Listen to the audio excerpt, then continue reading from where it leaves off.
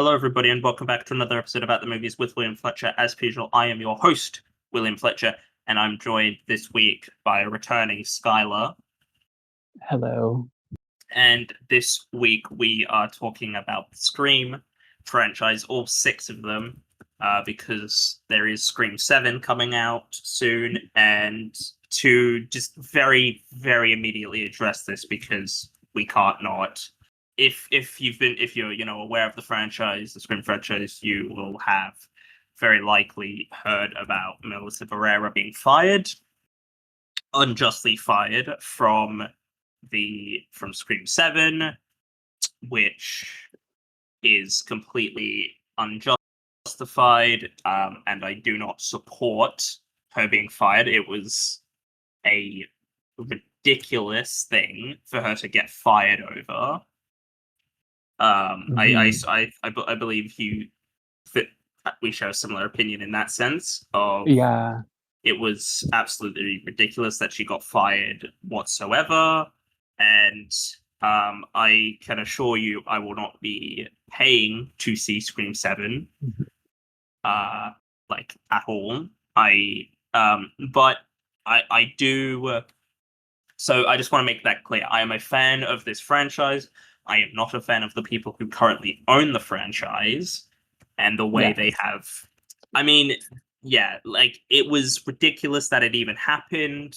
Frankly, I think it's a case of like to just very quickly touch on it, because we might as well, I guess. If like I reread, I looked back at what she actually said, like to see if like maybe there's something I missed. Like maybe I didn't understand it, and maybe I'm just remembering, and in my mind it wasn't as bad as it actually is. Having reread the statements she said, she did not say anything wrong. She did not deserve to be fired. That like nothing of what she said was incorrect. And I know there's the whole like, oh, she's being anti-Semitic and she's saying Jews control the media. And it's like, no, that's not what she's saying. At no point does she say that. If that is the inference you take from her words, that is not on her. Yeah. And like one of her statements, she literally just saying, I condemn anti-Semitism and Islamophobia. And I condemn hate and prejudice of any kind against any group of people. And she literally says, I pray for no more deaths, no more violence, and for peaceful coexistence. Like, that is literally what she said. Like, how can that, if that, like, I genuinely cannot understand how anyone can read that as anti-Semitic. Because it's not. It just objectively is not. Look, I have a lot of sympathy for the October 7th attacks. What happened on that day was terrible. Like, it was obviously terrible, but that is not a reason for the IDF to kill every single Palestinian person. That is not what they should be doing, because it's a genocide, and it is not offensive or anti-Semitic to compare it to other genocides such as the Holocaust, because that's just not how it works. I remember Jonathan Glazer at the Oscars. He had his big statement at the Oscars when he won for Zone of Interest, and a lot of people, and there was that big petition that all these Jewish actors and writers and directors or whatever signed, denouncing that. Even though, again, he didn't say anything wrong. Like, I think that all this is doing, her being fired, all it does is it does reinforce the stereotype that Jewish people control everything. If that's why she got fired, because like it's just playing into the stereotype and making things worse for the perspective of Jewish people, and I think that is upsetting. And I think her being fired is the complete opposite of what they should have done, and it's just made things 10 times worse. Yeah, I will just say succinctly, I do not condone the nefarious actions of Spyglass, and it's all part of the still likely ongoing witch hunt against pro-Palestinian voices in Hollywood, as we can Mm. see by all the Berlin happenings where celebrities are refusing to speak out I still because they've either been instilled by fear or are just complicit. But mm, it's all attached to that. And Scream 7, as it has been reworked since Melissa Barrera's firing, looks quite awful as well. So I guess there's that small justice. it is like the fact that she can be fired for a pretty innocuous, fairly nothing wrong was said in her statement. And it's like we've got the current president of the United States saying he can destroy the country. That is what the current sitting US president is saying. And nothing is fucking happening to him because nothing will happen to him. And it's just disgusting that that is the reality we live in. And I know for some of you listening, you might be like, oh, I don't really want to listen about politics. It's fucking, you can't not. Okay, like people who say they don't care about politics, they don't follow politics. It is a privileged position you are saying that from, and it is selfish to say you don't care about politics. But before we get to Scream 7 and the inevitable mess that film is going to be now, we're going to talk about all the Scream films that came before. We're not going to talk about the show because the show, I haven't seen it. Skylar was saying this before, seen the first 2 seasons. Yeah. But also, it doesn't really count because it's not got any of the same characters, as far as I understand. It doesn't have No, like it's it's all completely like unrelated. it's an anthology show essentially, which I mean I guess I don't have a problem with, but it's also just like, but also it doesn't have the characters I like in it, so I'm like hesitant to be like, yeah, I'll watch that. But anyway, starting off, Scream, Scream 1, 1996, 30 years ago. I think we're both in agreement that this is kind of a classic. Yeah, Like definitely. I rewatched it. I saw it at the cinema 2 weeks ago now, or 1 week ago. Eh, Recently, I saw it in the cinema. Was this? No, it was the 13th. I saw it Friday the 13th. Ooh, spooky days. Ooh.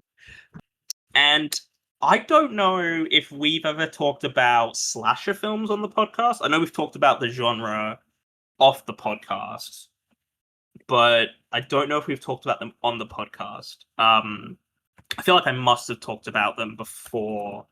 For me personally, I'm a big horror fan. I believe you're a big horror fan as well. Um, Yeah. and I don't know if where you sort of align with horror in terms of like what you like, what you don't like. For me personally, I don't really like slasher films because they're just like Friday the 13th, the original, is not good. It is bad, Like yeah. it's really bad. Nightmare on Elm Street. I will excuse the first one. I think the first one is legitimately got some scary moments in it. The second one, less so. I don't really think the second one's particularly good. And the third one is decent from my memory. I haven't seen beyond that, but I've heard they're mostly terrible afterwards. Halloween, there is like one good movie in that franchise until David Gordon Green came on board. And I know people like to say David Gordon Green ruined Halloween, which is ridiculous because all the other Halloween films are terrible. All of the sequels to Halloween 1 are terrible, terrible films. Like they're not good. I don't, I mean, again, I don't know where you stand with Halloween specifically, but whether you stand on like the genre of slasher, like just in a general Mhm. sense.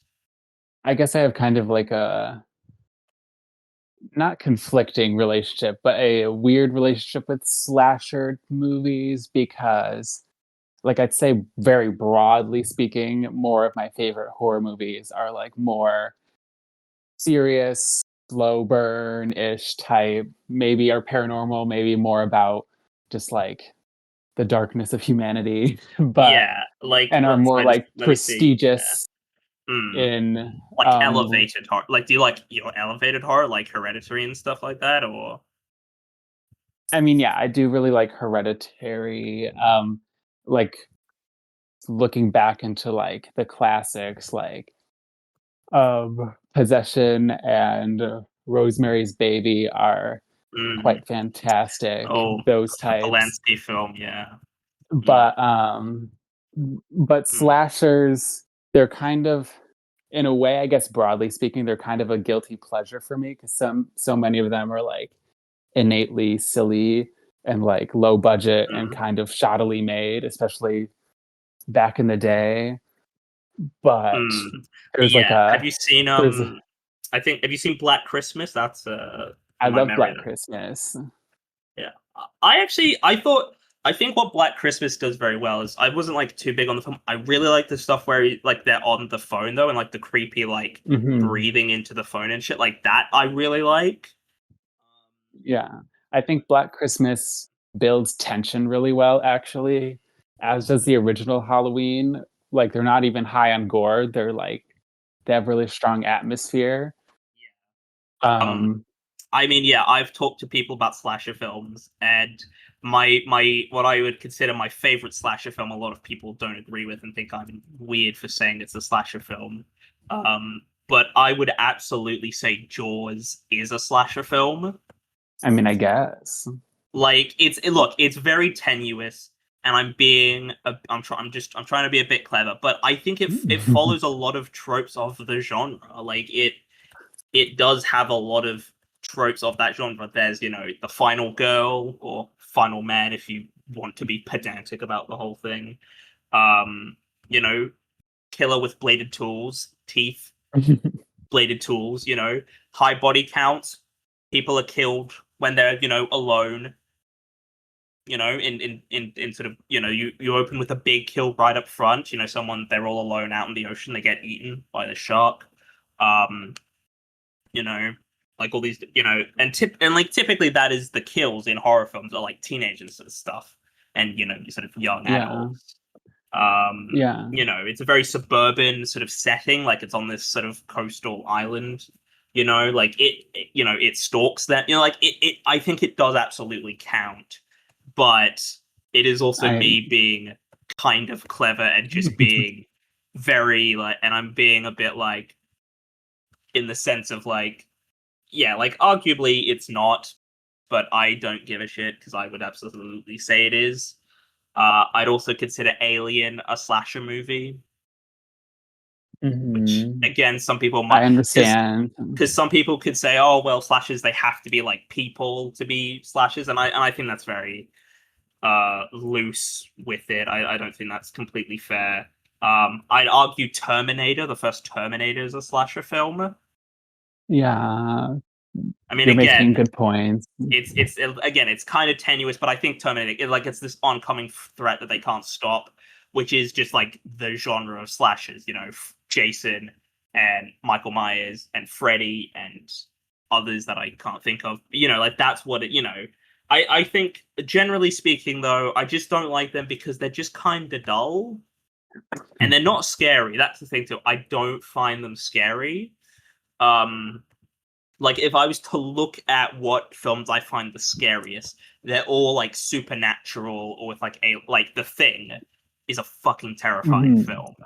That's never obviously going to happen, but it's terrifying. Hereditary scared the shit out of me the first time I saw it. Like I was watching Hereditary in my room in the dark. It was it's a terrible idea. Don't do that. Don't watch Hereditary in the dark at night. It's really fun. But like like Invasion of the Body Snatchers, the '70s version, fucking terrifying. That film is. I don't find slashers and I typically don't find horror films that scary. Generally speaking, um, but slashes, they don't even sort of get me a bit tense or like my heart racing, and that's kind of what I want from a horror film. I want a film Mhm. where my I can feel my my heart beating out of my chest almost. Like that's what I want when I'm watching a horror film. I want to get my blood pumping, I want to get my heart elevated, and I don't think slashes typically do that. I like slashes where they're a bit fun, like Tucker and Dale versus Evil is really funny and a lot of fun because it's sort of a parody almost of the genre. Like, so I can go with parodies of genres. But I think the reason why Scream works for me, to drag this back over to Scream, because that's what we're talking about. I think I like Scream as much as I do, especially this first one, because it's incredibly meta, and I like things that Yeah. are meta. And I mean, it's a franchise about film, and I'm a film student, Mhm. and I love films. So making a film about films, it's like, how can I not love it? How can I not love the franchise?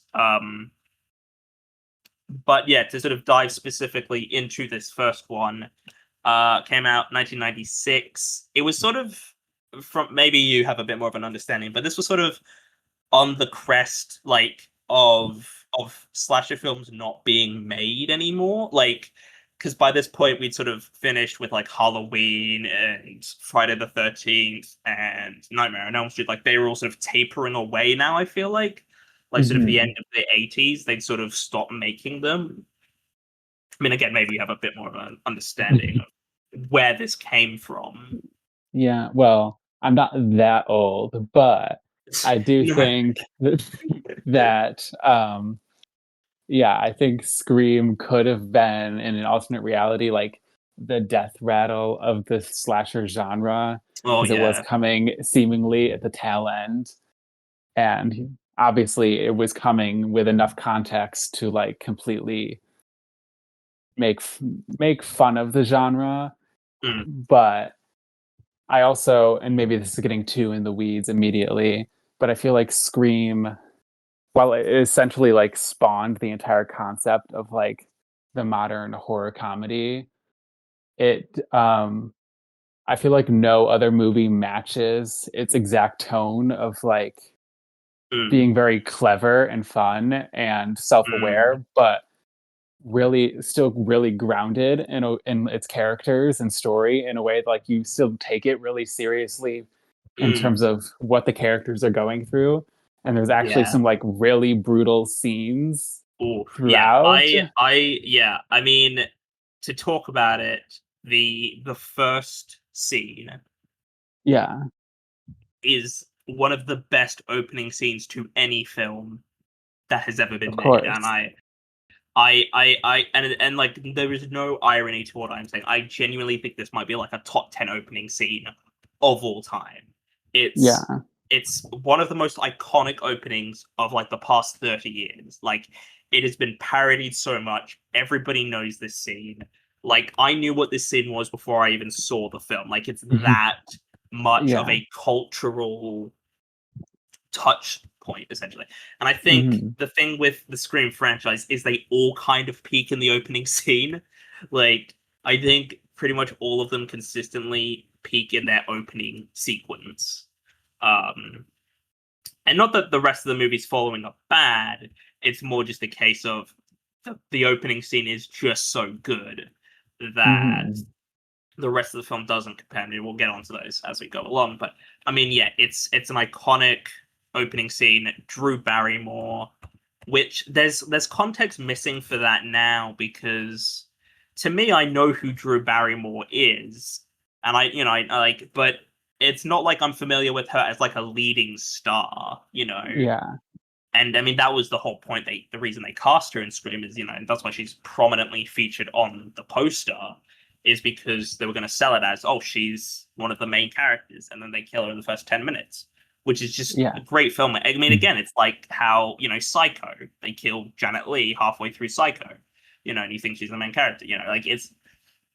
I just think it's such a great opening scene, and it does become genuinely kind of unnerving, and at times Yeah, Like there's no, it's the bit, like kind of sadistic.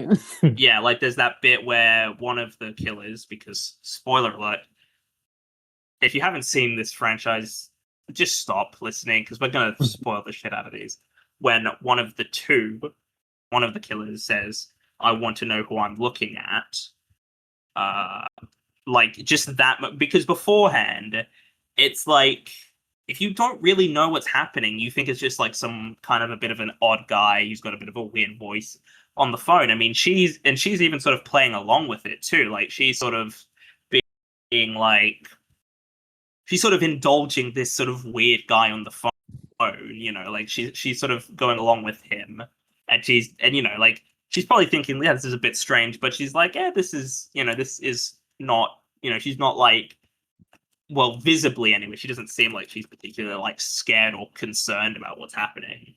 At least in the way it's shown to us in the film. And then there's the bit where he says, Mhm. "I want to know who I'm looking at," and then the music just like there's that just sort of beat of the music, like, and it's like again, there's just something so simplistically unnerving about that. Like just Yeah, about that line and that voice, like the voice is iconic. It is again very much parodied. I believe that guy he's still doing the voice, right? Like even now he's still the yeah, voice it's all of the same guy, I think. Yeah, yeah, and the voice doesn't really sound like that different really. Um but yeah, it's a phenomenal opening scene. I don't think anyone can really disagree with that. Like I don't think anyone will can watch the opening scene and say it's not good. yeah. I have kind of a funny story with the opening scene because there was a time when I was like, I don't know, 12-ish, when I was like becoming obsessed with the idea of watching like R-rated horror movies, but my parents were like, "No, you can't."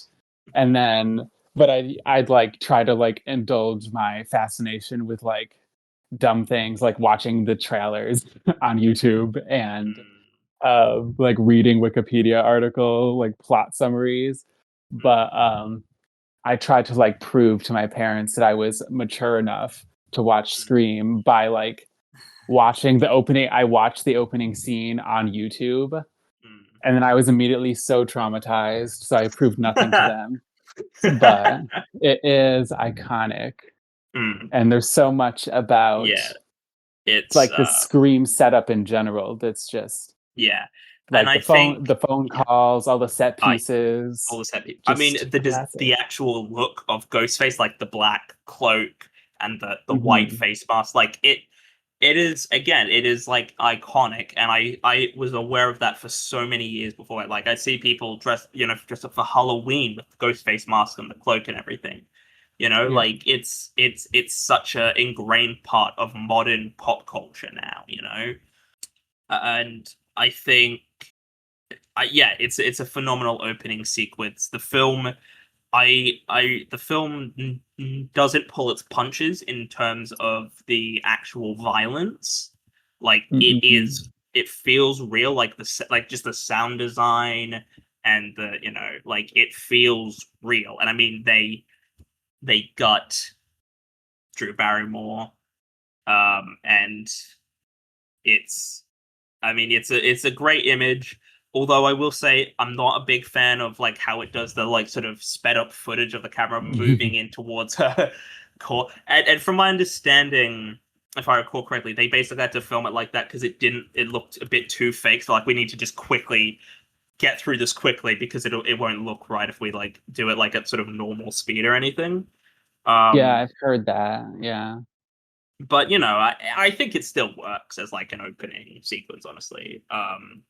Yeah, I think the opening scene is great. I mean, to talk more about the cast, I think that Nev Campbell, I really like Nev Campbell in these films. I think she's really great. She's a Mhm. very likable presence as the lead. She's very, she's like good at what she does. Like she's competent. She's not. a dumb idiot who makes bad decisions, unless it's like a joke in terms of like when there's the bit sort of later on where she says when she's like, oh yeah, they run up the stairs and going out the front door, and then she runs up the stairs, because it's a joke, funny joke like that. I think that she's a very good and interesting protagonist for us to follow, and I think that she's very likable, and I think that helps. Yeah. And there's Skeet Ulrich as Billy, who is just like I don't think I've ever seen Skeet Ulrich in like any other film. Like I don't know what else he has been in, honestly. Like I I genuinely know do he's not know. in. I know he's in Riverdale, the I've never timeless classic. seen Yeah, I've never seen Riverdale, but I've seen clips of Riverdale and it doesn't seem particularly good. Um, but I think he works here. I think he's a very, I mean, purposely, he's a very weird, creepy fucking guy, and that's sort of the point. Yeah, Because yeah. I saw Scream with a friend of mine, and I was wondering, like, I sort of talked to him afterwards, like, who did you think was the killer? And he sort of had a couple, like at one like at a certain point he thought it was Dewey who was the killer, which I mean I think the film does a really great job of sort of making everyone seem like, oh yeah, they could be the killer, like it's Mhm. not, what I mean. And then that's just the point, that's how you want to do it. You sort of want it to be, because there's that bit sort of when Sydney gets the call while Billy's still in jail, and then like Mhm. Dewey runs out with his gun or whatever, and my friend was like, "Oh, maybe he called, and that's why he's like sort of late to running out there with the gun and everything, because Yeah. he was the one on the call, or he's sort of playing up." I mean, yeah, it could work into the sense of like he's playing up the sort of doofus that he is.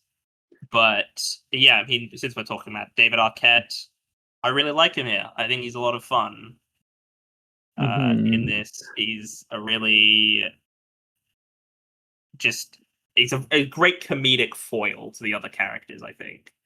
Um, but Definitely. I think he's really funny. I like him a lot in these. Um, Courtney Cox uh, as Gale, um, best known for the time for Friends. Yeah. And I read a thing that I found interesting, is that she apparently wanted to play Gale Weathers because she wanted to play a bitch of a character and sort of go against her sort of friend's perception. Mhm. But I'm gonna be honest, I remember Monica being a pretty nasty person in Friends. Like I never found, I mean, I don't think any of the cast of Friends are particularly likable, like the characters anyway. Um like honestly, Gale Weathers does just feel like Monica. Just she's a reporter instead of a you know. But I mean, I don't have a problem with that. I still like Courtney Cox in this. I think she's still good. And then we've got your one of your kings, I presume, Matthew Lillard, Of course. um, who is again iconic in this, like an absolutely, like he's Yeah, just so good in this. incredible. He's just so good at this. It was my mate who I was seeing it with. All the bits and all the jokes I got, like the most laughs from him, were from Stu, and like, my friend was losing it. And he at one point he leaned over to me and he said, "Oh, he's so fucking funny. Like he's so good." And I'm like, "Yeah, I know. He's fucking great in this." And he is like Matthew Yeah. Lillard is fantastic in this. And a great comedic performance. And Quentin Tarantino saying he sucks. Uh, tasteless. stupid, and Tarantino can fuck off. Like, I genuinely, Tarantino just insulting all these other actors made no sense. It came from nowhere. It was so out of pocket and so unnecessary. Like, I'm not a Paul Dano fan by any means, but I genuinely, like, really, Paul Dano is the one bit dragging down There Will Be Blood for being like the best film ever. Like, come on, man. He said, Owen Wilson sucks as well. Again, I just don't know what Tarantino's doing. Is this He's just what? He's just a mean girl at heart. Yeah. Is this what living in Israel and performing for the IDF will do to you, though? Like, Probably. It puts holes in your brain. yeah. Well, I know he lives in Israel. Like, that is Yeah. where he lives, and he's married to someone who is Israeli. Yeah, absolutely love Matthew Lillard. He's fantastic in this. Really, really funny. And there's also Rose McGowan, who I actually really got a lot more out of her performance this time around. I thought Rose McGowan was really great. Yeah, I love Rose McGowan in this. Well, in general, I guess, because she's in the Doom Generation, which is the best movie ever made, maybe. But yeah, we love Rose McGowan. Tatum is, I guess, kind of like an archetypical, like, sassy best friend character, but she's just very entertaining and has one of the best scenes in the movie near the end. Oh, with the garage door. Yeah, I mean, nonsensical, maybe, but a classic scene. It objectively doesn't make any sense. Like, of all the ways to try and get out, the cat flap is not the there was a thing I noticed when I saw it, and I just noticed there was a bit. She walks, like, she turns on the light into the garage, and I could hear a lot of the audience. They were sort of like snickering to themselves because her it seemed like it might have been a bit cold in that room. And it's a bit, you can see it's sort of, you can see some things, and the audience I was seeing it with thought it was very funny. I was like, yeah, I mean, okay. Like, I was just like, yeah, I'm like, I almost forgot about this moment, but it's there. Yeah. But it's like, who whatever. I think, yeah, Rose McGowan, she's great. Harvey Weinstein is a terrible, terrible person, and he can go fuck himself forever. Naturally.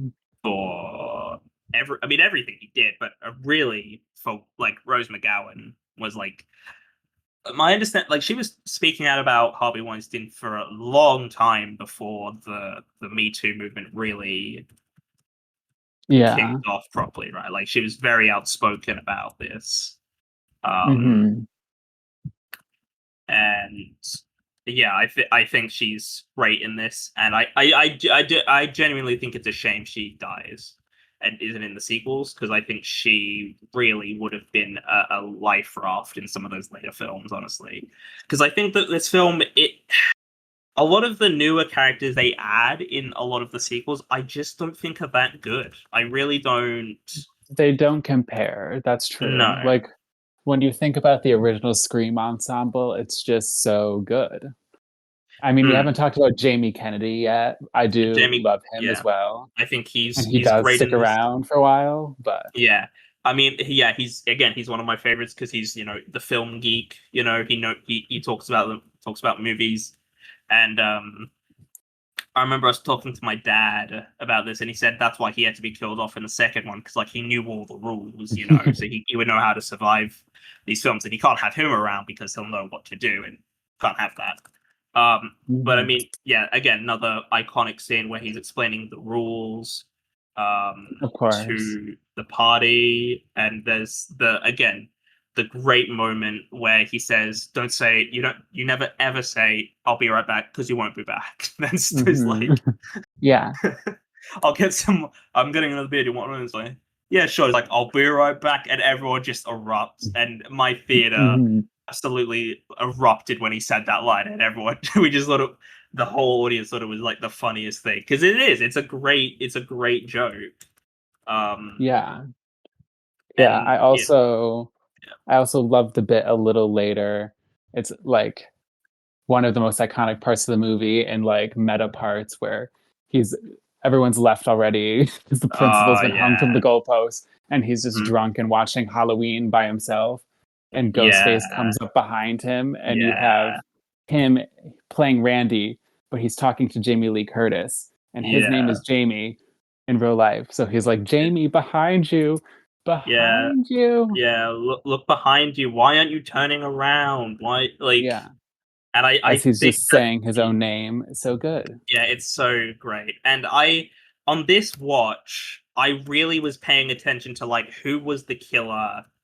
I was trying to figure out like as I was watching it, who is the killer in certain scenes Hmm. because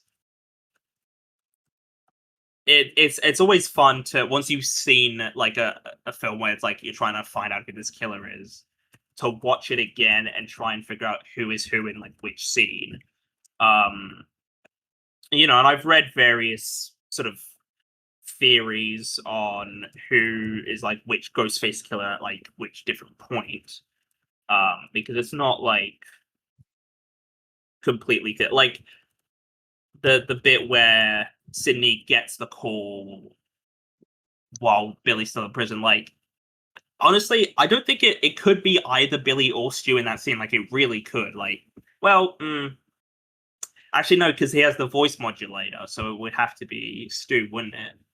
Presumably.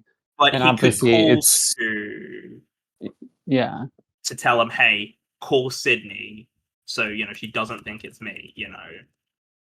Yeah, it's definitely not completely obvious all of the Mm. time. But And yeah, I mean, there is an argument of like the logistics of it all. Like, does this actually work? Like, would this person be able to get to here by this certain point? Like, and it doesn't bother me really because I think the film is just so fun and entertaining that it is. it doesn't really bother me. Like I do get hung up on like logistical and like logical inconsistencies, but I just think here it's sort of like it doesn't necessarily matter because it's sort of taking like the ride is fun enough that I can kind of just ignore that and just have fun with what the film is and like what it is doing. Mhm. Um, like so I get how like it could bother someone, but for me like I really think this film is just an absolute delight of a film. Like it's impossible to not have a good time with it. It's really funny. Also Henry Mhm. Winkler is the principal in this, Oh which is yeah, he's just great. great. I love the I love the running bit where he like but people keep accidentally scaring themselves. Like when he like checks out the door and he sees there's the well, Mhm. Fred, the janitor, and he's like and he's Yeah. first thing, which again got a great reaction from my audience when I saw it. And then he closes the door and he looks at the mirror and he fucking scares himself. I'm like, it's such a stupid bit, but it just works. Like that's the thing. It is. It's Yeah. so silly, but it works so well because it's so silly.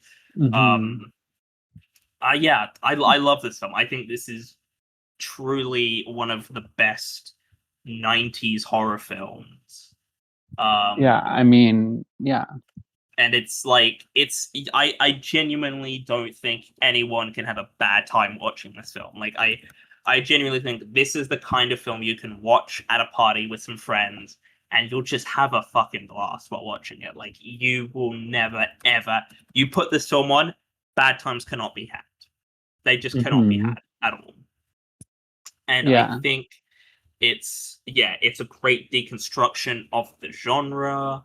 Um, because this was sort of before that was really a thing. Like this was sort of very early example of film sort of deconstructing genres and sort of the tropes of the sort of Mhm. Yeah. specific genres. which I feel like now is it like this is not as revolutionary now as it was in 1996 because we've seen so many deconstructions of so many genres, deconstructions of superhero movies and rom-com, and all these different. Mm-hmm. So it doesn't. This doesn't register as like as revolutionary now in the way that it would have done back then. But I don't think that's the film's fault. No. It's just the evolution, and it's been 30 years since then. If like this was the only film that was deconstructing the genre in that way, it just wouldn't. I don't know. It might be looked at differently, but yeah, I love this film. I think this film's fucking great. Yeah, it's amazing. And like you said, the concept might not feel novel anymore, but I think it speaks for itself how clever and well done it is to this day. Mm, And um, it's a very clever, entertaining movie. mm, All the set pieces between like the different chase scenes and phone calls are like really iconic and creative. mm, I feel like there has to be like 10 individual scenes in the first Scream alone where it would be like the best. Like if you took any one scene from Scream where like mm, something crazy is happening, it would be like the best scene in like any other slasher movie in terms of mm, like how exciting and creative it's done. Like obviously the opening scene, the part in Sydney's house where she obviously survives, but it's a very intense and entertaining sequence. And then, like you said, while every Scream movie maybe peak in the first opening scene, the mm, I think the first Scream movie has the best case to be made to where like the final 40 minutes are like mm. so entertaining that they like It is, almost yeah. match the It, opening. a remark like again, it's just this whole scene in the house. Like it's a great like just the set that they're in. I think Hmm. is a Yeah, really great. Yeah, the that farmhouse is a excellent setting, and there's just so many great bits within it. Like yeah, and like the obviously layout of it.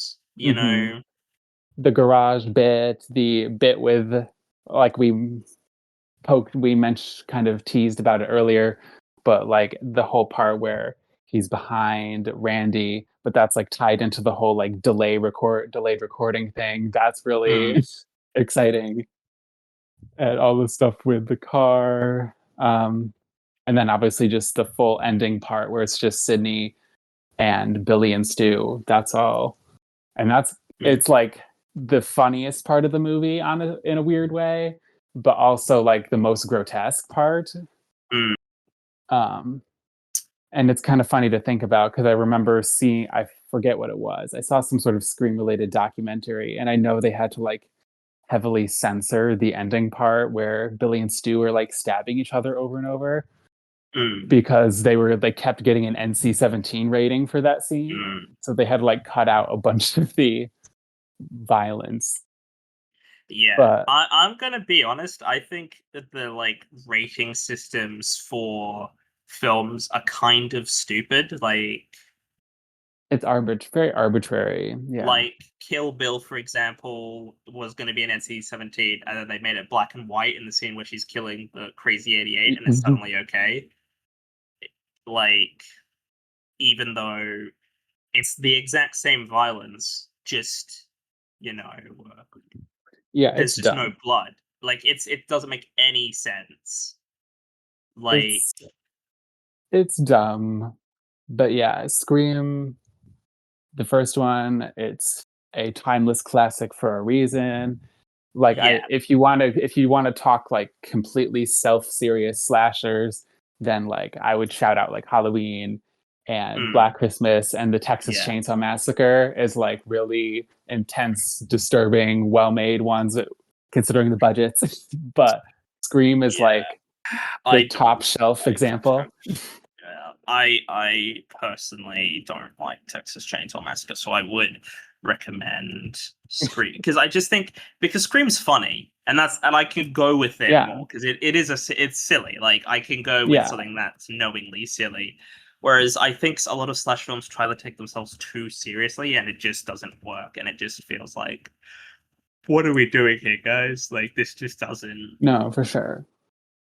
But yeah, um Scream is just like the perfect mix of like genuinely mm, well-crafted genre thrills, but also just self-aware and silly enough to where you can't be mad at it for anything. yeah. I mean, do you want to put a rating on it? And then we'll move on to Yeah. I give it a low 9 out of 10. Yeah, I I love mean, it. It's a great film. It's the best Wes Craven film, and of I course. stand by that. And I know some people might say Nightmare on Elm Street, but you're not correct. I'm sorry. Yeah, I mean, is it the most perfect movie ever made? Maybe not, but No. it has controlled my life for many years, and it's like the Mm, pinnacle of its genre, so I'll just go the full yeah. 10. Everything about it's Mm. iconic. It did used to be a 10 out of 10 from me. It is not anymore, but it at a certain point in time it was.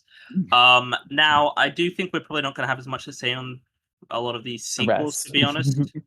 Probably. Um, so afterwards is Scream 2. You've got, I mean, the opening scene is probably the worst opening scene in any of these films, I'd May say. maybe. It's like not like there's no phone call, which is the most sad part. And that is, yeah, Um, it's very like, but like the conceptually I like it. Like mm, being murdered in like a massive crowd, like that's cool. yeah, no, And like like the whole conceptually, stab part, but yeah, I like the meta narrative of like, oh, Scream has now become a real movie in this movie, yeah. but it's Stab instead. And I mean that Jada Pinkett Smith is in this one. Mhm. Who everyone definitely likes and no one hates for no reason for any reason whatsoever. Um, um, I mean, yeah, like I don't think it's bad. I like that. Like I like the idea. I do like how they sort of have these crimes committed in sort of broad, yeah, daylight and or in a big crowd because no one's paying attention to that. Yeah. And then there's the bit where she like stands on like the stage and she's got like she's sort of yeah on the stage and like in front of the screen and everything. Yeah, I and like everyone's that. just yelling at her to get down. Yeah. Yeah, conceptually I like that, but I I don't know if I was gonna say I think this might be my least favorite one, but I don't know if it is. Which I know is hideously controversial because we'll get to Scream 3 soon. Um, but I mean, yeah, we've got a lot of the same people back. We've got Sarah Michelle Gellar in it, Mhm. uh, Wonderful. who I And mean, I don't know how. she has probably the best scene in the movie, like what could have been an opening scene, but it's still Yeah. really Um, good. I mean, I think Sarah Michelle Gellar's great. As someone who watched Buffy and loves Buffy, I think it's one of the best shows ever made. Which I don't believe you've seen it. I haven't Um, sadly, but I you hear great things. should. You should. It's good. Watch it. Watch it. You should. Because they're doing a new series of it, like a not a reboot, but like a continuation series out this year. So Mhm. now's a Yeah, good I gotta time to get watch on it. it. I think, yeah, I like her a lot. I think she is. I mean, again, she's not in it that much, but I still think she is my stabber there. Got Laurie Metcalf in there, Yes. who Oscar nominee Laurie I Metcalf. Oscar for Lady Bird. I like her. I think she's giving a solid performance, and then when we find out who she actually is, uh, Yeah, and the fact that she is a killer or one of the kind of killers, silly. it is a bit silly. And these films, these films really love having the killers be connected to previous people. There's Jerry O'Connell in there as the boyfriend, as Sydney's boyfriend. Is that right? Yeah, kind of a definitely a prime example of like a less than interesting character replacing much more interesting ones in the first movie. But you know, Yeah, he's nice enough. yeah. Timothy Oliphant is in it. Mhm. Liv Schreiber, who was in the first one, to be fair, but he's not really in it that much. Um, No, he and I like him a lot. He's a great presence in the second yeah. one. Mm. Um, yeah, I mean, look, I do like this film. Like, don't get me wrong, I don't think it's a particularly bad film, but I think it is a real step down. It doesn't feel like because the Scream franchise, each film is sort of it's representing a different thing. Like the first one is just slasher movies, just in general. This one is slasher sequels. Mhm. Third one is trilogies. Fourth one is Re like prequels or re reboots. re yeah, it's like the, you know, modern day remakes of like because the 2000s was all Yeah, they here's the did new like Nightmare on Elm Street, here's the new Friday the yeah 13th, at and they were Halloween all and bad. Yeah. yeah, and then Scream Five is legacy sequels. That Scream Five is the legacy sequels. And also And then some like elevated horror commentary. yeah, and then Scream Six is franchises, but it doesn't feel particularly sure of that. Um, I guess, but yeah. yeah, I don't think Scream Two has a much of a. There's not really a real hook to this one. Yeah, Like I it's one of the least interesting for me. yeah, I like Scream 2. I Yeah, do like it look, I more than don't the think any third of these one. films are bad. I like all of these films. Like, don't I like Yeah, them of all, course. It's still but like the most consistent horror franchise yeah, out there, uh, besides maybe Evil Dead. I'd But say Evil Dead. I yeah, I mean, I but prefer Evil Dead. There's that's not been a fair. bad Evil Dead film. But they That's sort of true. go up to like 10 out of 10 ratings. Like Scream is well, you'll figure this out. But most of the all the Scream sequels have the same rating from me. So it's more consistent in terms of quality in that sense. Yeah. But I yeah, think it but just yeah, doesn't I have think much. Scream 2, yeah, it's definitely good. It has a good number of fun scenes. Like the opening is a cool concept, if not incredibly exciting to watch over and over or anything. I think like the maybe I'm shallow and I just measure the movies and the number of memorable scenes, but like the sorority house part with Kate with Sarah Michelle Gellar, very good. I like the bit near the end with like the cops and the car and like running through the construction zone. That's interesting. But I do think it's the least maybe it's the least consistently entertaining of of all the movies. There's kind of just like dry spells here and there, and maybe it just feels because it's coming right after like this amazing movie. Maybe it just is hurt by that, but I definitely still enjoy it quite a bit. And a lot of the new characters are kind of meh. And the killer reveal is probably like the most underwhelming killer reveal of the Yeah. franchise. So Well, wait, who I is the take that back. yeah? So it's one of the other film students and Laurie Metcalf. It's Laurie Metcalf and Timothy Oliphant are the. Yeah, I've already forgotten what was his motive again. Why did he? I think he was. Maybe I'm misremembering, but I swear he was just like crazy, and Laurie Metcalf like hired him off of like Mm, Craigslist or something to mm, like he just wanted to kill people for nothing mm. or something like that. It was definitely not a compelling I'm Motivation. just reading the Wikipedia page. Mickey divulges his intent to kill Sydney and allow his arrest in an effort to blame movie violence for the murders and become famous from the upcoming trial. No. Well, still a I, bad reason. yeah. And then Nancy used Mickey to frame him for their killing spree. Um, and then she's seeking revenge for Billy, which I mean, isn't the whole point of the first film is that she runs away because like she doesn't like Yeah, I don't does she doesn't she probably like shouldn't care this much. know And because then just like the the notion of like a middle-aged woman running around murdering college students is kind of funny to yeah think about. it's just sort of it's not a particularly interesting motivation. Although it is a motivation that has been used in more than one of these films, unfortunately. Like It's it's the just most kind yeah, it's yeah, the it's most kind sort of of boring. underwhelming because it's like she's kind of like it's like it doesn't make sense that she'd be this athletic. And then also No. she's like such a non-character throughout the whole movie that it feels like very Yeah. anticlimactic. Like she just Yeah. is like in a few scenes being a reporter and it's like who cares? Yeah. Annoying the shit out of Gale.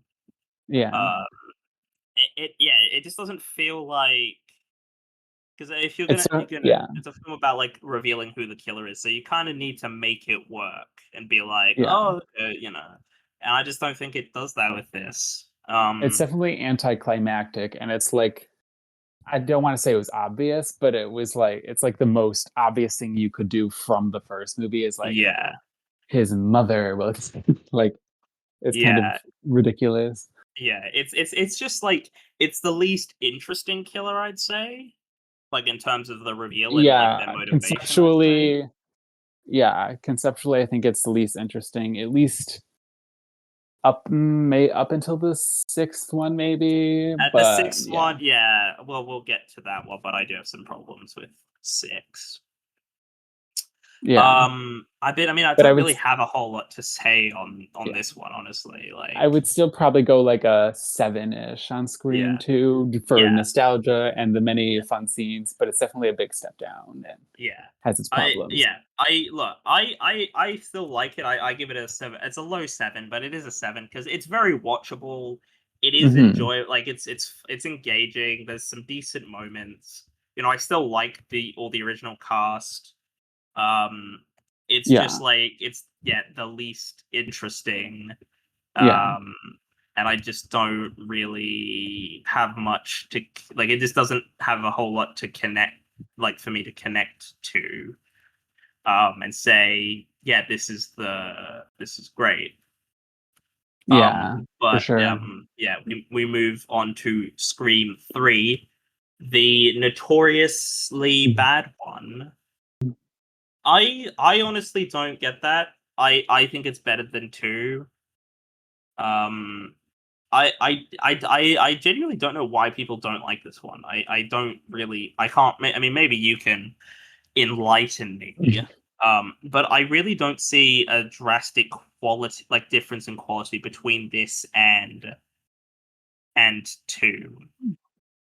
I do think the quality drop is exaggerated. Like, I am with you in that every movie in this franchise is perfectly enjoyable, and I think this Mm, one honestly, maybe I'm just crazy, but I feel like people have come around on it a little more over the years where it's like, mhm, okay, it's like an enjoyable thing to watch. mm, There's definitely I think there's, like, things they implement that are kind of cringe, like the whole, like, multi-voice like every like the killer has everyone's voice and then there's like the killer's like mm. pretending to be Sydney's mom and as a ghost and it's like okay why are we Yeah, doing this that's but an interesting choice. I think for me, I really love that this franchise just keeps getting more meta because now it's like yeah making a film within a yeah it's film. the Like film set yeah I think that's great because it's something new as well, which is the good hmm thing is it gives us a new setting for this series. It's yeah not just like oh another like neighborhood or whatever. You know, it's a it's a you know a film set.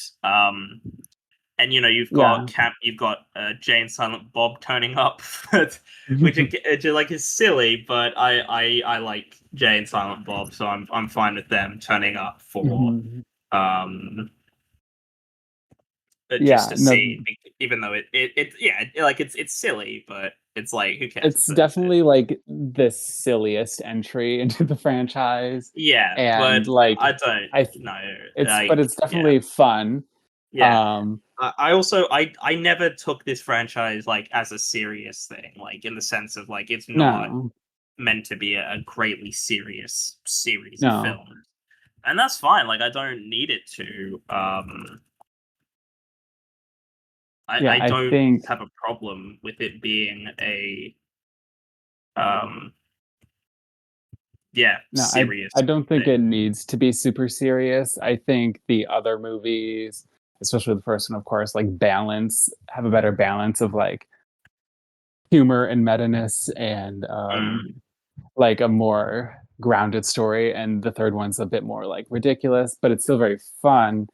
And it makes use of the new setting well in a lot of instances, mm. like with the literal set, like recreated set of her house.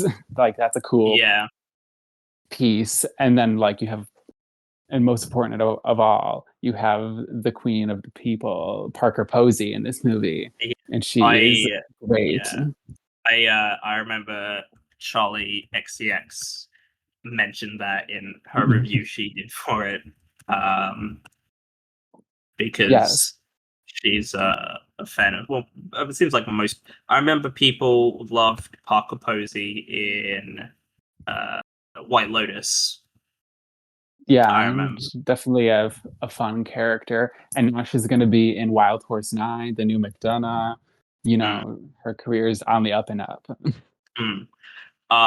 We've got Patrick Warburton in here, Mhm. who I think is great. I love Patrick Warburton when he just turns up and things. Patrick Dempsey, one of the new additions, as he's a cop, right? He's like an Yeah, yeah. And again, it's sort of like, oh, who's the it kind of gives you all this if like, oh, he's the killer, and then he's right. not. But I mean, again, Yeah. that's just what you expect that with these films. Like, oh, who's the new character they've added? They must be the killer because that's just the expectation. Mhm. Um, but yeah, I mean, I really. Oh yeah, Carrie Fisher's in this one as well. Yeah, I mean, genuinely, I don't think I can really distinguish in quality between two and three. I really don't think they're that different in terms of like quality of Mhm. film. Yeah, I mean, I do think it's like a little like it doesn't balance the silliness with the seriousness quite as well as the previous ones, maybe. And the killer reveal is interesting, but kind of like dumb at the same time. Mm, But I definitely like watching the movie. There's a mm, lot of creative bits.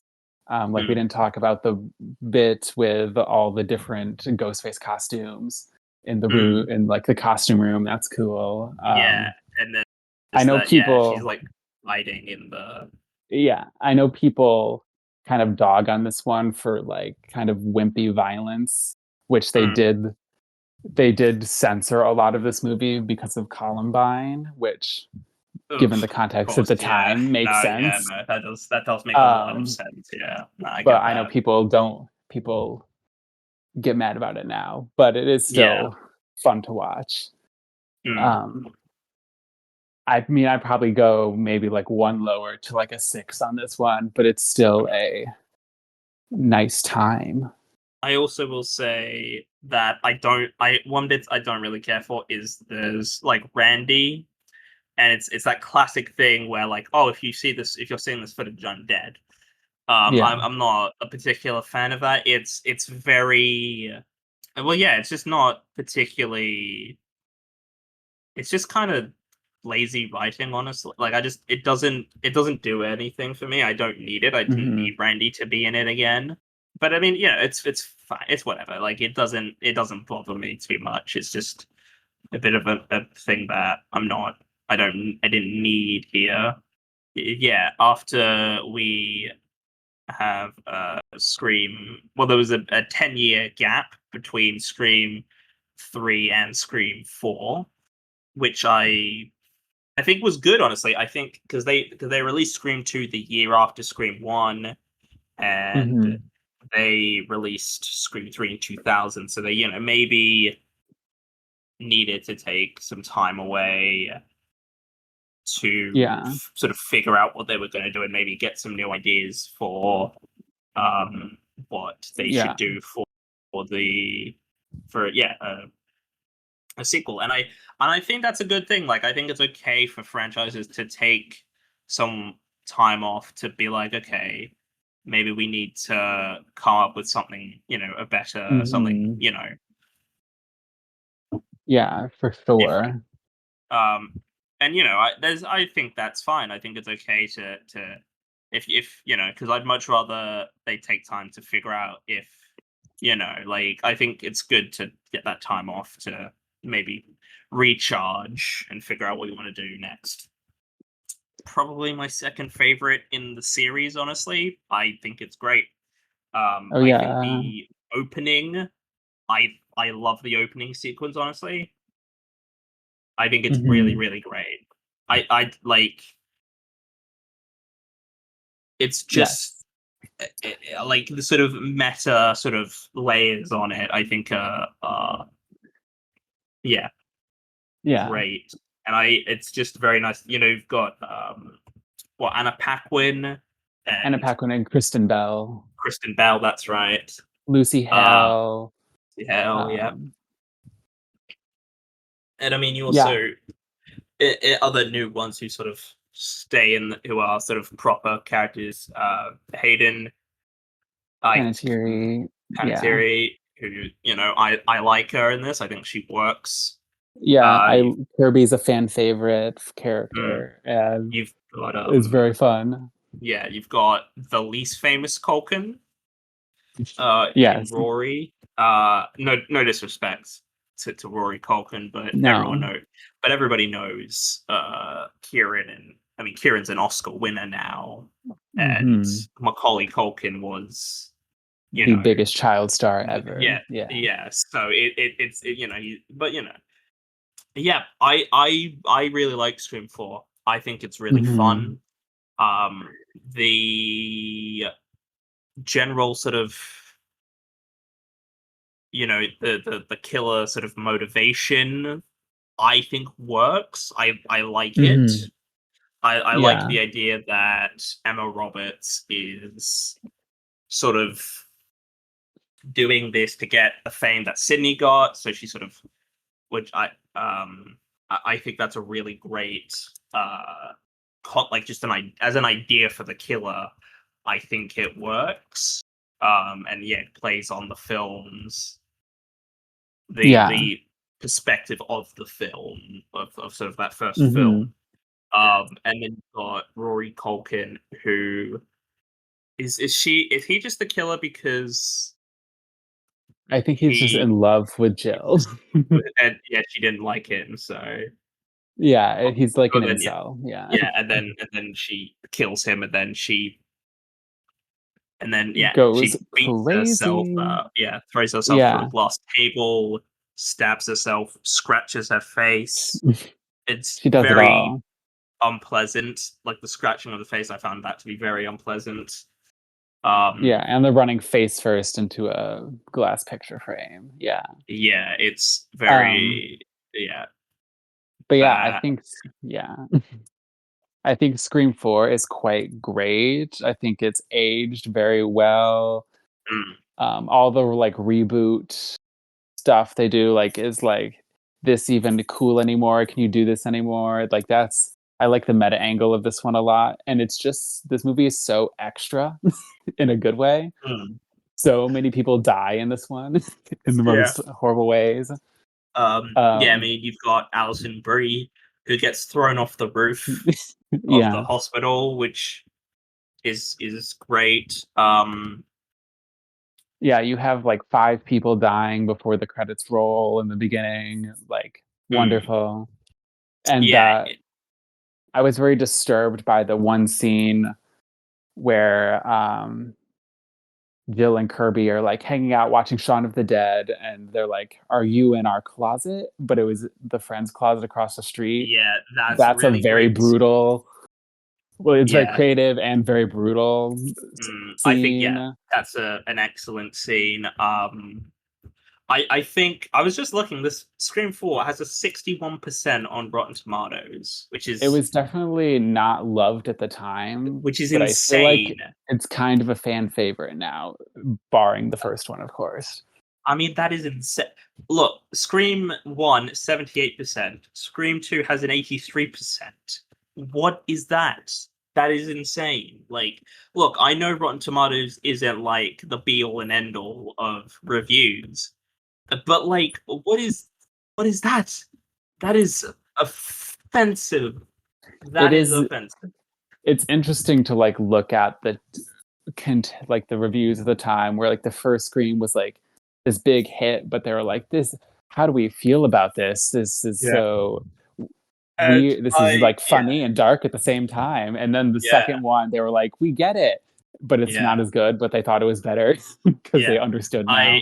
No. And I mean, I've talked to people, I saw this to people like a couple days ago about whether you look at critic reviews or audience reviews for like sort of general consensus on films. And like I look, I don't trust audiences. I don't trust No. audiences. I think audiences are stupid and don't get things and are like I don't trust audience reviews for things because they're audiences, and I don't think audiences have good takes, generally speaking. Scrim 4, yeah, it's my second favorite. It's yeah, really fun. I still think Sydney and Gail and Dewey, they're all still fun characters. I still like them. Hmm. I like a lot of the newer characters they add this time. Yeah. I don't know why exactly. Like, it doesn't work in Screams 2 and 3. Yeah, I think Scream 4 is great. Like whatever sense of like fun, fun factor or like aggressive nature of the violence that 2 and 3 lost. I think Scream 4 like reclaims a lot of the genre thrill elements in a Mm, really good way. And then, like you said, the cast of new characters is definitely the best we've gotten since the first movie, and I mm, would argue still like 5 and 6 can't match 4 in terms of like the lineup of interesting character of like fun characters. I would say like Jill, the character of Jill, Emma Roberts is really good in this movie. She really mm, sells the like insane nature of the character. mhm, Like I'd say Jill is like top 3 Ghostface easily mm, with the original 2. mm, Like she's just so over the top in the best way. And then mm, yeah, there's just so many strong bits in this one, and a lot of the meta commentary definitely feels fresh with the time off they took, and now mm, they have like something new to comment on. And mhm, also most importantly, I think I want to go back to 2011 and just experience the nonchalant cultural attitude. Like, I love the part where, what's his name? Robbie, where he's just, he tries to avoid getting murdered by coming out as gay. Like, that's so yeah, 2011. mm, And I miss it. mm. I miss Um, 2011. yeah, I like it quite a bit. I give it a 7, though. Like I said, I give all these sequels the same score, so but it's Hmm. the best of the sequels very easily for me. Yeah. I'll maybe go like a low 8 on this one. This one has definitely been like this. I'm very attached to the Scream franchise in general, but it's like easily, besides the first one, the fourth one is the one I've revisited the most over the years. They took another 10-year break from the franchise. Well, yes, Um, they in the most general sense, because Wes Craven took a break and then died, and yes, then he passed away 2015. which I feel like for a lot of people probably sealed the deal on it, as it were, in terms of like Hmm. making any more of these because he wasn't around to do them anymore. But I remember when this was announced, I was actually very excited for this when it was announced. As a fan of the Yeah. franchise, I was looking forward to it. Um, and yeah, so we have a whole bunch of new characters we're following. Melissa Barrera, the sort of the new Sydney, I guess. Hmm. And Jointly with Jenna Ortega, maybe, with but Jenna yeah. Ortega, yeah. I really didn't know much about this going in. Like, I didn't look at who was in it really. I didn't see any trailers. I don't think. I knew Jack Quaid was in it because he was posting about it, and I was like, "Oh, Jack Yeah. Quaid's gonna be in it. Cool. I like Jack Quaid." This is one of the best casts, just in terms of actors I like that they've sort Hmm. of assembled for this. I mean, yeah, Melissa Barrera. At the beginning of this, we talked about her being fired. I honestly, I didn't think she was too bad. I know a lot of people thought she was kind of bad in this one. I didn't I like her in really see the problem. yeah, I like her in the fifth and sixth movies. Um, I think there's elements to her character that are kind of silly, like the Mhm. background, like the backstory I, and being haunted yeah, by Billy's yeah, spirit. I did not But expect that, and so when he turns up, I was like, "Holy shit!" I did not think we'd be getting callbacks to Billy from the first films. It's like I did yeah, not expect that. I think that Um, element's kind of corny, but I like yeah, it's a bit Melissa silly. Barrera and I like the sister dynamic at the center Yeah. of I five mean, and yeah, six. Jenna Ortega, a huge star now. People love Jenna Ortega. Um, I mean, I like her too. I think she's very good. It was nice to see her, do something that isn't Wednesday Adams because it's not a particularly strong show. Um, we've got Jack Quaid, aka Mhm. the second best nepo baby, I'd say right now, behind Yeah, Margaret he's Qualley, cool. obviously, who is the best, I would say. Um, yeah, I think Jack Quaid's great. I really like him, and I think everything like he's not like the most amazing actor in the world, but I think he works Mhm. in the roles he's given. He's very aware of his privilege, which I think is good. I hate when I see nepo babies being like, "Oh, I had to work just as hard as everyone else." It's like, no, you Right. didn't. No, you Yeah. didn't. Like, look, I can respect the grind. I can respect the fact that you did audition and everything, but like, you got a foot in the door much easily than Mhm. most other Yeah. people do. Yeah. You know, Ben Platt, for example, really needs to understand his fucking privilege. Like, Jesus Christ. Yes. Um, but yeah, I think Jack Quaid is really great. I think he works very well in this Mhm. film. Oscar winner Mikey Madison, Yes. She which won for is this movie. Yeah. I She I I genuinely Mikey Madison was. I mean, I talked about it when we did the Oscars episode, but she, yeah, was outstanding in that film. Fully deserved that Oscar win. I'm yeah. sorry, Demi Moore stands. Demi Moore She's was in fine. I do She love was, Demi Moore. Mikey Madison is incredible in Honora, and she's also really good in this movie. yeah, I really liked her in this, and I did not know. I When I saw this, I was like, she was in Once Upon a Time in Hollywood. I was like, I honestly, I thought she was just going to be that actor who she's in, like, Once Upon a Time in Hollywood, and I was never going to see her in any film again. Hmm. And then she's in this, and then when I heard she was in Honora and was getting all this like Oscars hype before it, like when it premiered at Cannes, I was like, really? That actor Yeah. from Scream and Once Upon a Time in Hollywood is like a front runner to win the Best Actress Oscar. And I saw Honora and I was like, oh no, she is actually very good. Yeah, no, give her that Oscar. I think she's great. I think she's very good at playing the psychotic character very well. Um, Yeah, she's very convincing in and it's Hollywood and yeah, in this. and it's so weird because when you watch actual interviews with Mikey Madison, she's very soft spoken and like doesn't Hmm. come across that way at all. Which I mean, I mean, it's the mark of a good actor. Um, Yeah. but like because I never until I like after Nora came out, I had never seen Mikey Madison use like her actual voice. I'm like, does she actually sound like this? And then there's like interviews with her and like W Magazine and all this, and she's just a very softly spoken person, and it's like, Mhm. huh. I mean, it's very good acting though. I think she's Yeah, great she's awesome. in this. There's the like well niece and nephew of Randy in Mindy and Yeah, Chad, which I don't know how I feel about that as like a connection to the previous like I mean I didn't need it to be like I didn't need them to be related. yeah. If anything, this movie plays up the connections to the original cast a little too much. Like, we didn't need all of Yeah, that, but yeah, I but didn't. I like them as Yeah, characters. They're fun. yeah, I don't think they're bad characters. I think that they're fun and there's nothing particular. Like yeah, they're not bad by any means. I do enjoy what they Yeah. bring to the film. Um, and then yeah, we've got the returning cast of Sydney and Gail and Dewey, and they kill Dewey off. Which Mhm. I will say it's very telegraphed what they're about to do. Like Definitely.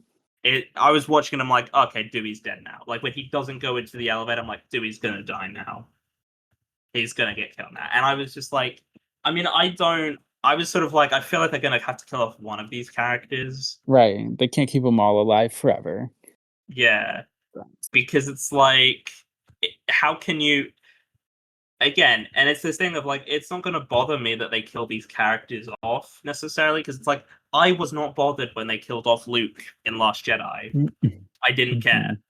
Mhm. Because I'm like, well, you need to say goodbye to the old characters so the new characters can be you know, Right. so they can carry the franchise now. And I loved all the meta stuff about people upset over Scream 8 or Stab 8 rather.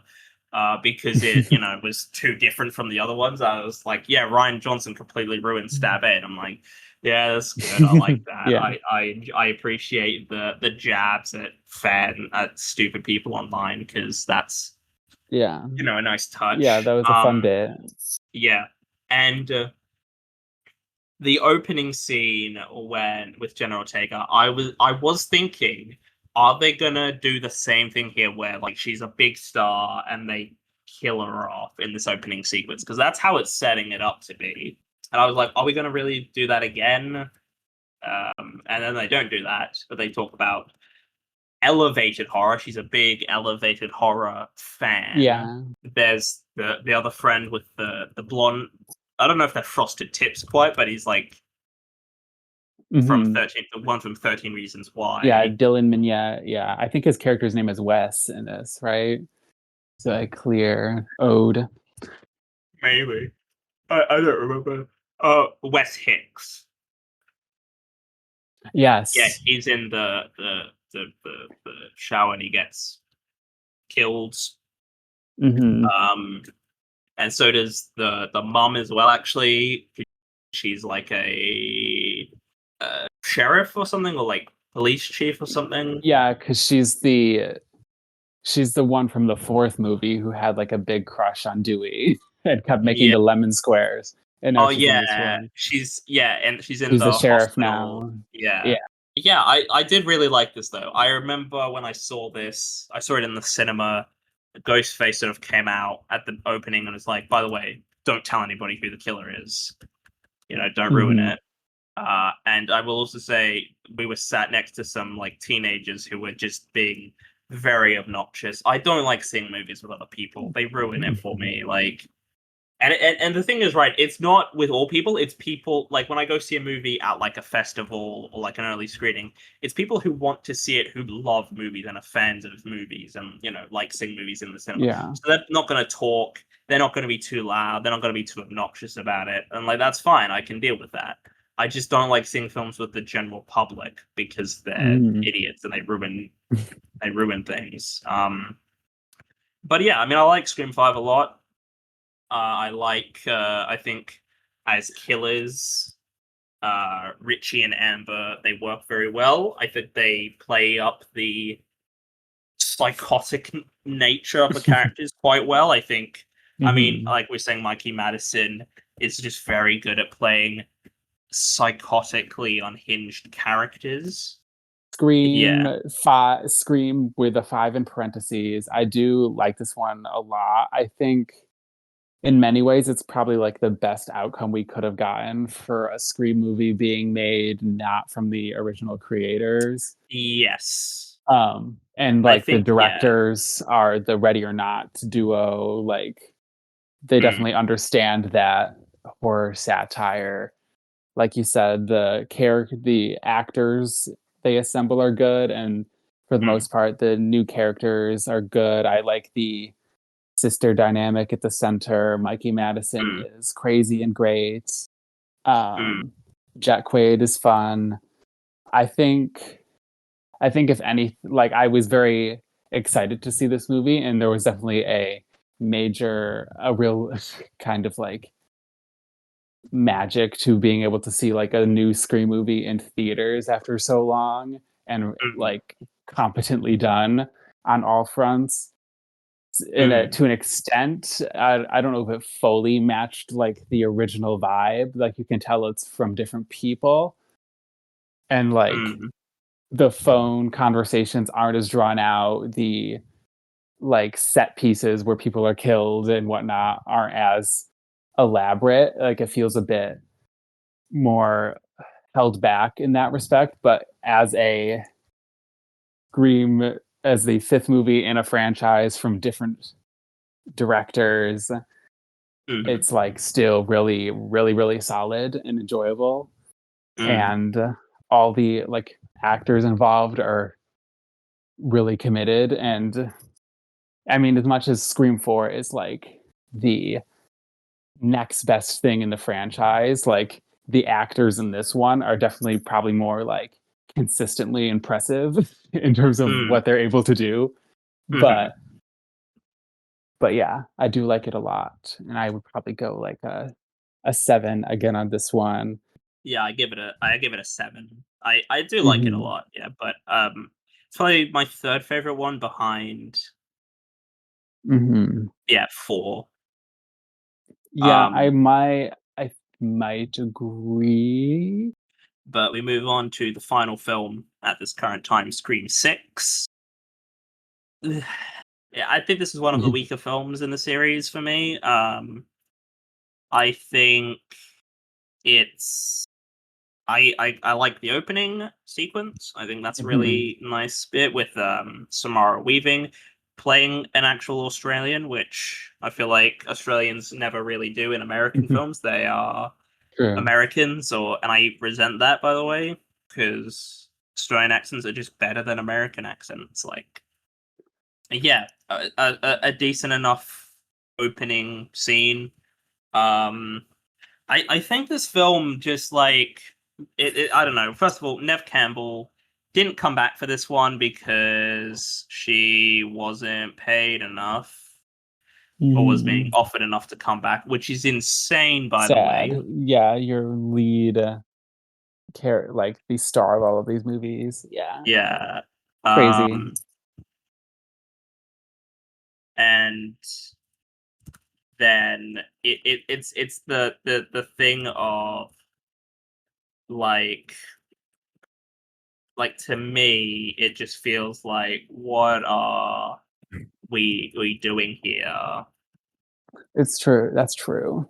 I Like in like the film, it's just not a particularly interesting film. Like I think, I mean, the killer reveal, it's just Scream 2 again, but like not good.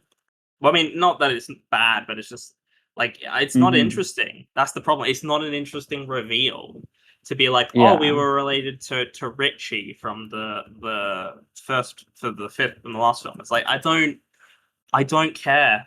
I just really did not get much from this. I think Scream 6 is like one of the most conflicted ones and that like Mm, on a superficial level, I think it like the location change to New York City is cool, And I think, Yes, I think it being set in New York is great. A completely new setting. yeah.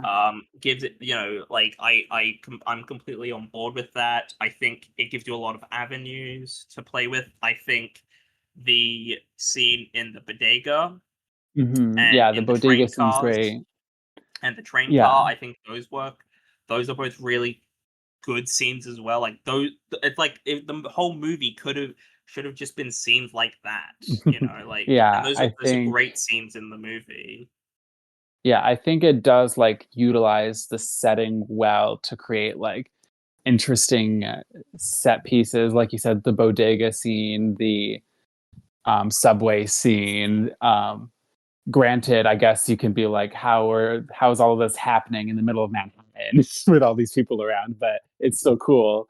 And then like the scene where they're like crawling between like two high-rise apartments off the not high-rise, but there's several floors above the ground and like climbing between an alleyway Mm, from one side of the alley to the other. That's cool. mm, Um, and like the penthouse bit with Gail and like the balcony, like those are cool utilizations of this new setting. mm, Um, and like I think this, but then it it comes that like one of my main like superficial complaints is that like I think the fifth movie kind of maybe I'm imagining this, but I feel like it got a little flack for like not having that many deaths.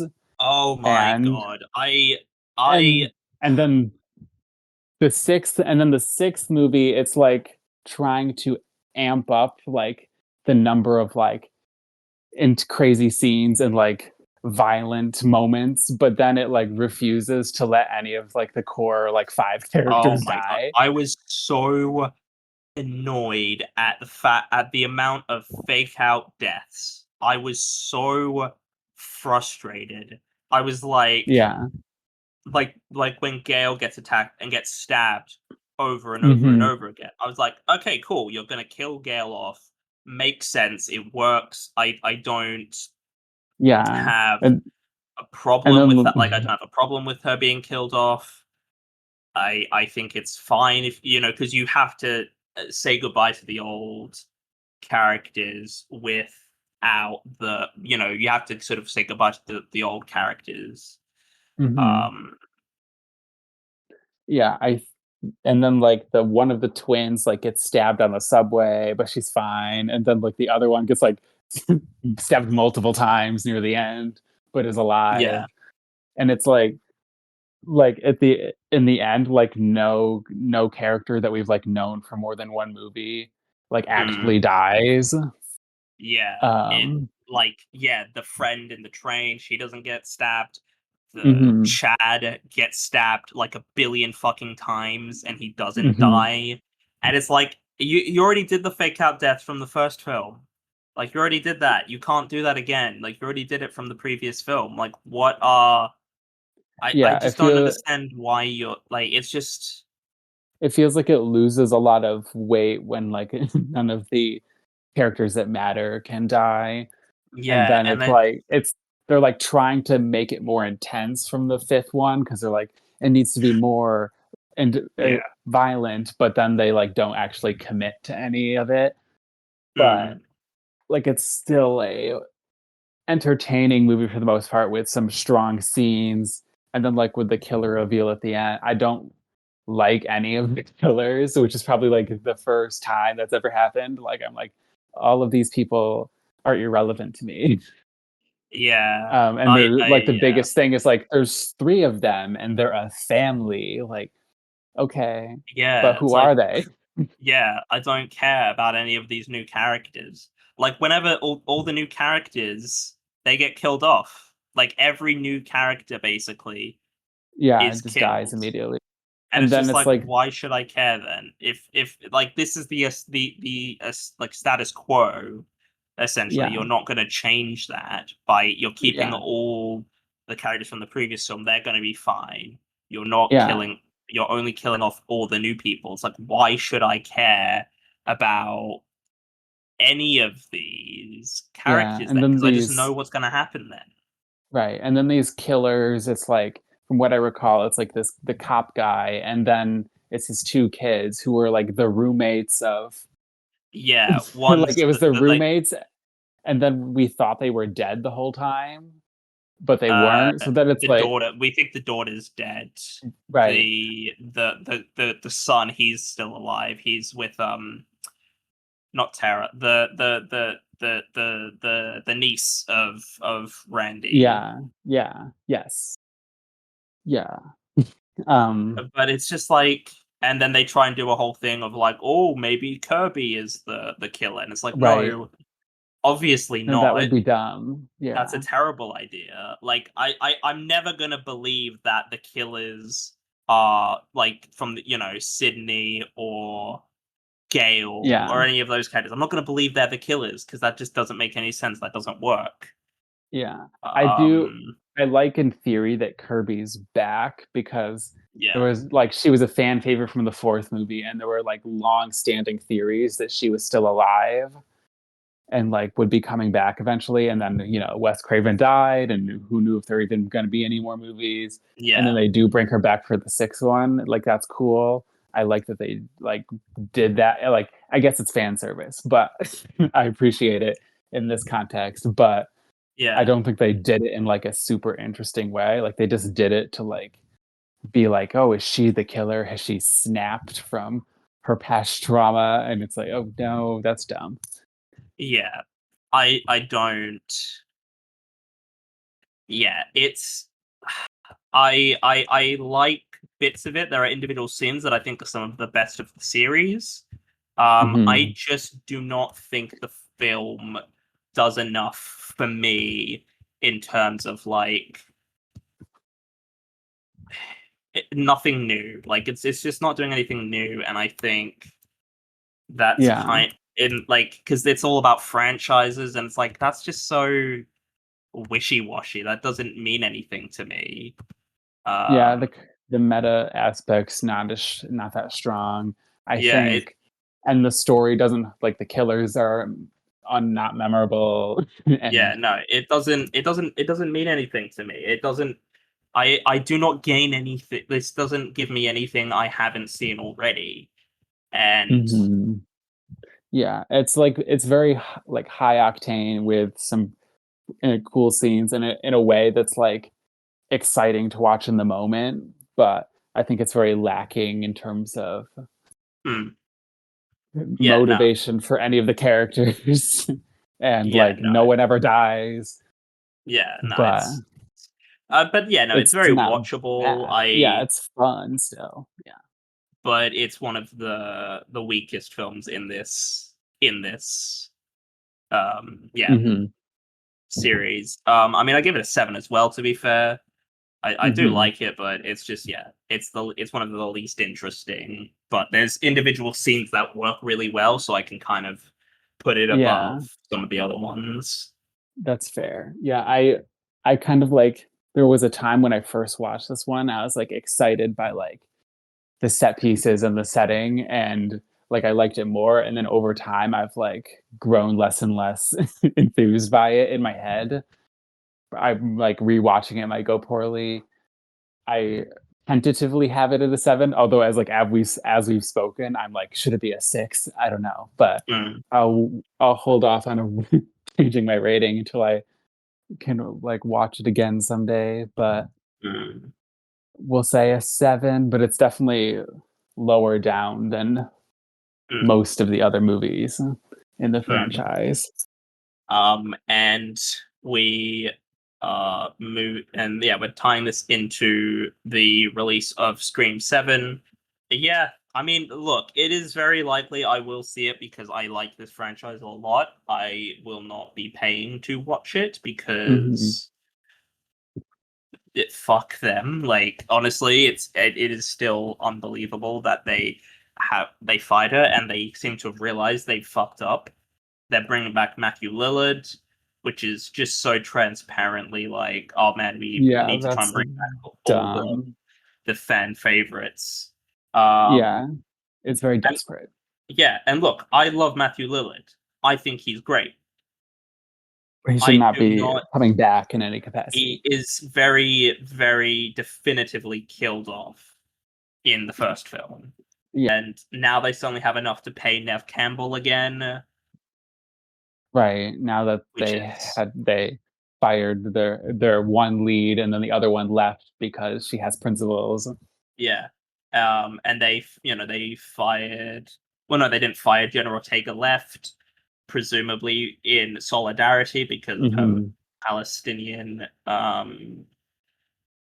She's pro-Palestine as well. And I mean, they like to say, that there was conflicts with Wednesday season 2, but I'm like, nah, don't believe that at all. I fully believe she left because Melissa Yeah, Barrera was fired. And also, the writer, I think it was, said that there's going to be no real meta which is element to this film, that's which the is just like that's point. just you're completely ruining what this franchise is. So I can see this being the worst one in the franchise very Oh, for easily. sure. It could be the worst by a A large amount. significant margin. Yeah, and it would be one thing if Melissa Barrera didn't want to come back. Like that's fine. I don't have a problem with that. Like if she doesn't want to come back and do a third one, that wouldn't have been like an issue. But she was fired. Yeah, all of Yeah, the circumstances around the production are very despicable. And then it's like every decision they've, not that it, like it's indefensible no matter what, but now they're just like rubbing salt to the wound because it's like we're like change ranking everything that you like about Scream into like we're taking we're taking away everything that makes Scream good and just doing the most obvious fan service because we messed up and are desperate for your money and it just looks really bad. I saw the trailer in front of Scream One actually, and I wasn't particularly impressed by it. I No, really was not impressed by it, and I think it doesn't. Yeah, it really just doesn't. It doesn't do it. It just is like it doesn't look good, yeah, it and just seems incredibly generic, like no real like tone or sense of playfulness, and it's just and it just seems very empty, even not thinking about all of the baggage associated with the production and yeah, yeah. No, I mean yeah. it's not going to be good. I know that. Yeah, I'm sorry. I do not think anyone was No one was I mad at Melissa genuinely don't. Barrera. They were I, just if what being Melissa Barrera Zionist. had said was so bad and awful, it would have been caught and gone posted everywhere as soon as it happened. But it wasn't. It did not like that's the thing. Like it did not come out. I was not even aware of it. Like I didn't see it. I didn't hear anyone talking about it until after she had been fired. Yeah, I hope you've enjoyed listening. A very long episode this week, but we're talking about 6 films in a franchise, so it's going to be a bit longer. I hope you have enjoyed listening. Thank you, Skylar, for joining me for this week. Of course. And you'll be back on the show very soon in like a couple of weeks as well. Yeah. For another But long yeah, haul, I'm sure. another long one, yes. But yeah, thank you all for listening. I hope you've enjoyed, and I'll see you all in the next one. Goodbye.